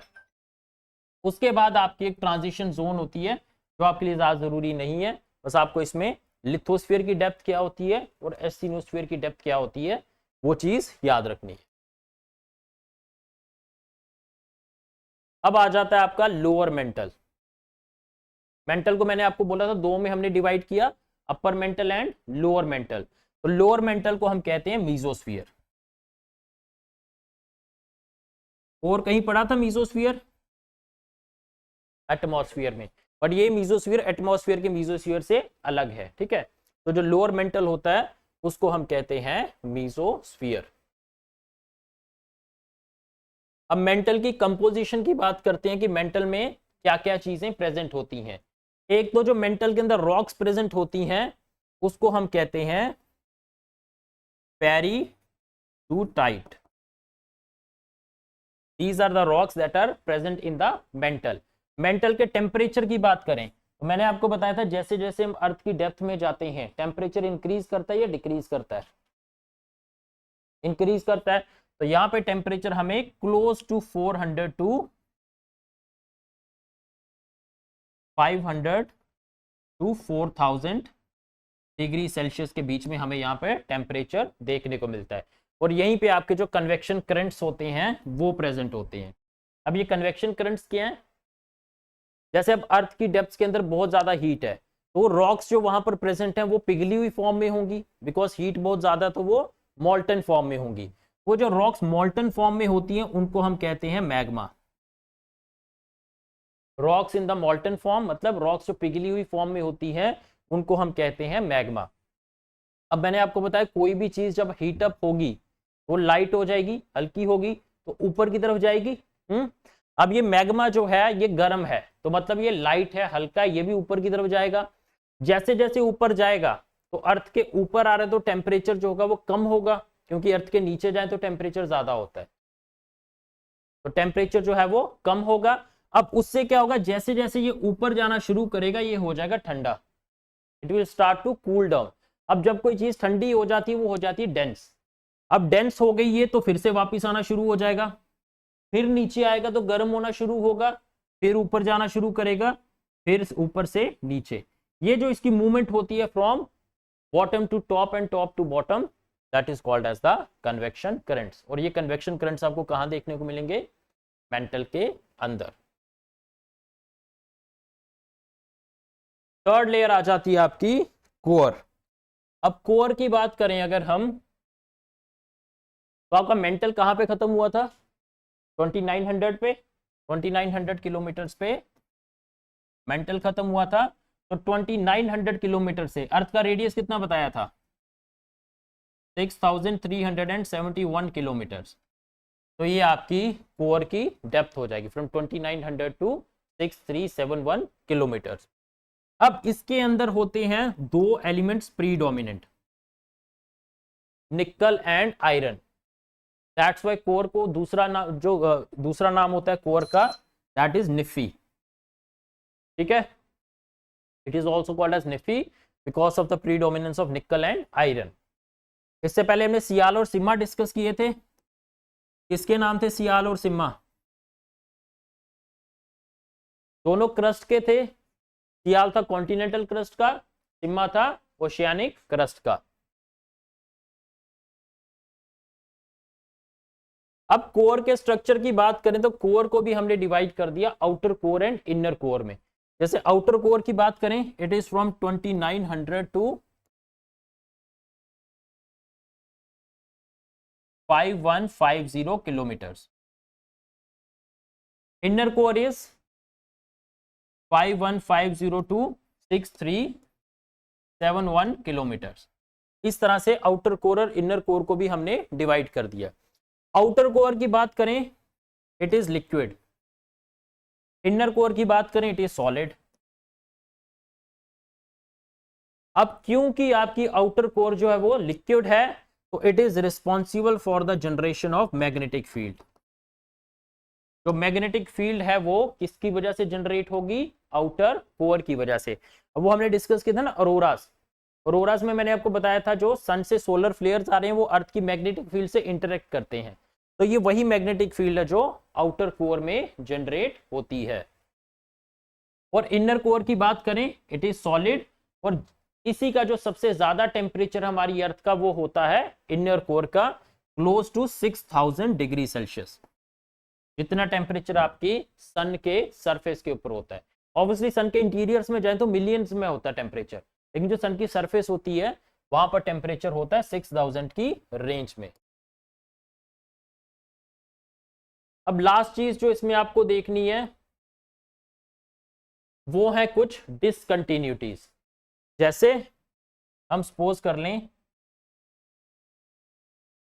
ये हमने डिवाइड कर दिया अर्थ को इसमें, क्रस्ट में, मेंटल में, कोर में। अब जो डिसकंटिन्यूटी आपकी क्रस्ट और मेंटल को डिवाइड करती है उसको हम कहते हैं मोहरोविक डिसकंटिन्यूटी। मोहरोविक डिसकंटिन्यूटी। जो डिसकंटिन्यूटी आपकी मेंटल और कोर को सेपरेट करती है उसको हम कहते हैं गटनबर्ग। Gutenberg discontinuity. और जो डिसकंटिन्यूटी आपकी इनर कोर को आउटर कोर से सेपरेट करती है उस डिसकंटिन्यूटी को हम कहते हैं लेहमैन डिसकंटिन्यूटी। ये तीन डिसकंटिन्यूटीज आपको याद रखनी है, ठीक है? मोरोविक, गटनबर्ग एंड लेहमैन डिसकंटिन्यूटी।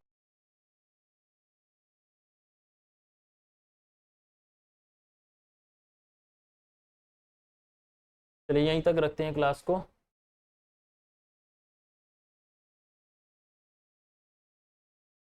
कोई डाउट तो नहीं है किसी को? क्लियर है? अगर डाउट है तो पूछ लो।